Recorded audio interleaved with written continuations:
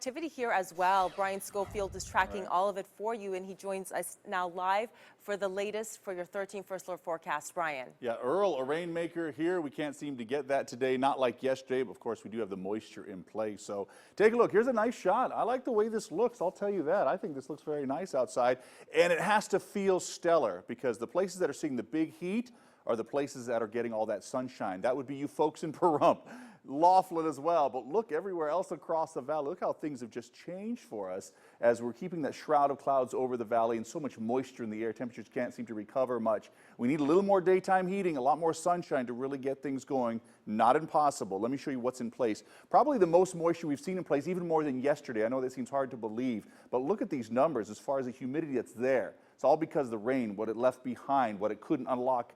And then steadily over the next few days, you watch the time frame, we'll be cutting these numbers in half. So we'll dry out a little bit more tomorrow, a little bit more yet for Saturday. Look at it, we're down to 19%, 16% in Pahrump, 17% for Indian Springs, and then by Sunday, drying out a little bit more in a few locations as well. So not bad. Notice I said drier, not dry out completely because it won't be desert dry. But here's the way it looks at the airport right now. You can kind of get an idea. McCarran checking in with not a whole lot of anything going on. Earlier today, sure. But we haven't seen much development here throughout the afternoon hours. Over the Spring Range, yeah, Mount Charleston, you can see a little cell that just rolled on through once again. They all have lightning with them. They all have strong wind with them, especially if they're severe thunderstorms. It means large hail and damaging wind and that deadly lightning. Closer in, you can kind of get an idea that that has since just kind of died off. So we're watching to see what will be the match that'll light this powder keg off because we have all the moisture in place. Out toward the east, look at that. This was a focus area for intense thunderstorms yesterday, and we can't seem to even get any development there. Not out of the question, but chances are really winding down, so we'll be watching that. My feeling is for the evening hours, as we get any energy through, it might be more northwestern portions of our county, and so that's what we'll be watching. But over the next few days, we'll be taking those chances away too.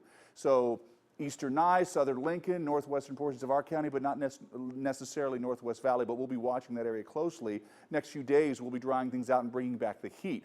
So much for those beautiful 80s and 90s. Yeah, 80s, right, because the temperatures stayed down so much from all that cloud cover and moisture today. Overnight lows will be in the 80s, that's for sure. Still forecasting a chance tonight for some thunderstorms. I know we don't see any development now, but it took a while yesterday to get things ramped up too. So don't count anything out. Let's not get complacent just yet.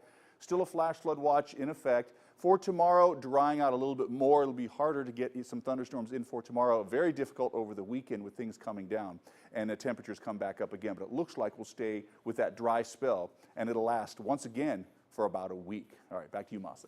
Thanks, Bryan.